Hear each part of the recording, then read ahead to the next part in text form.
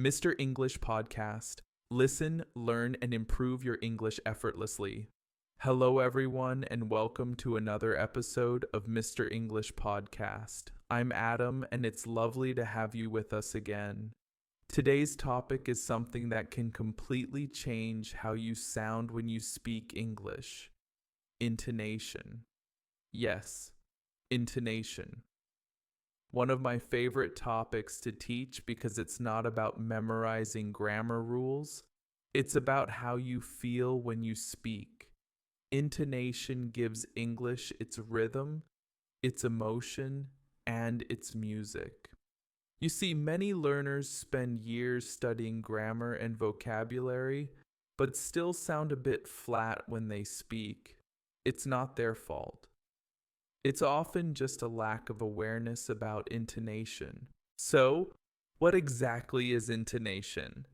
It's the way your voice moves up and down as you speak. The rise and fall of your pitch, a bit like a melody in music. If you imagine English as a song, then intonation is the tune that carries the words. It changes depending on what you're saying, how you feel, and what meaning you want to express. For example, listen to this. You're coming. You're coming. You're coming. Same words, completely different meanings, all thanks to intonation. Intonation isn't just about sounding nice, it's about meaning. It can completely change what your listener understands. For instance, if you say, "You like coffee?" with a rising tone, it sounds like you're checking. But if you say, "You like coffee?" with a falling tone, it sounds like you're stating a fact. And if you use the wrong tone, you might sound rude, uncertain, or uninterested, even if you don't mean to. I once had a student who said "thank you" with a rising tone, trying to be polite, but it actually sounded like they were confused. Intonation is a big part of social understanding. In English, the tone you use can show your attitude, confidence, politeness, even friendliness. It's like a secret layer of communication. You're not just saying words, you're expressing how you feel about those words. That's what makes you sound more natural and more connected when you speak English. English is a stress-timed language, which means the rhythm depends on which words are stressed, and the intonation flows around that rhythm. Take this sentence. I never said he ate the cake. Now stress different words and the meaning completely changes. I never said he ate the cake. Maybe someone else did. I never said he ate the cake. I didn't say it at all. I never said he ate the cake. Maybe someone else did. I never said he ate the cake. Maybe he just looked at it. I never said he ate the cake. Maybe it was the pie. Same words, completely different stories. That's the magic of stress and intonation working together. English isn't just a language, it's a rhythm.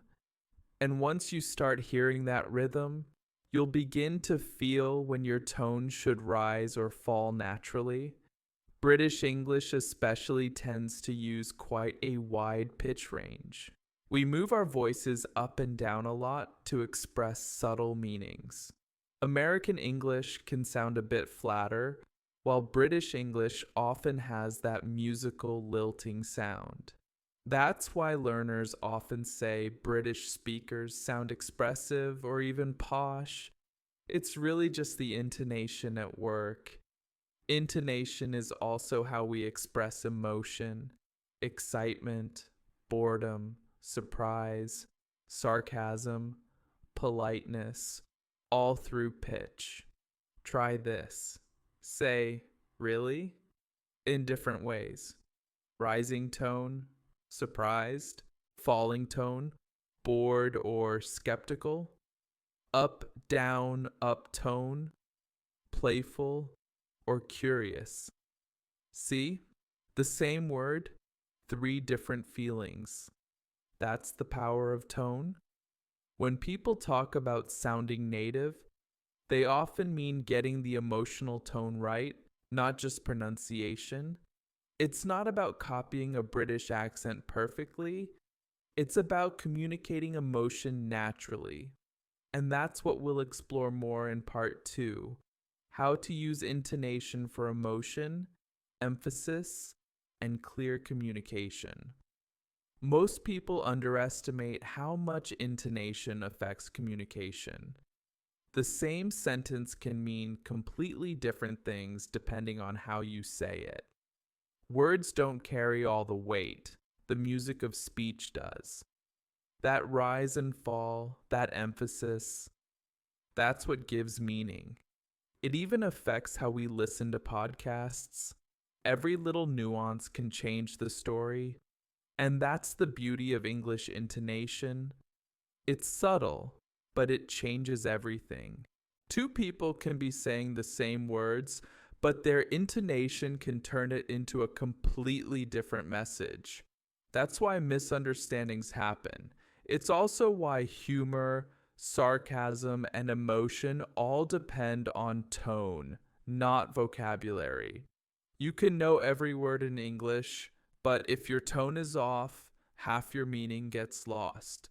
So remember, intonation is that secret ingredient in communication, quietly running the show behind the words. Thanks for listening to Mr. English Podcast. Stay tuned for part 2, where we'll dive even deeper into the music of English and how you can master it in your own speech.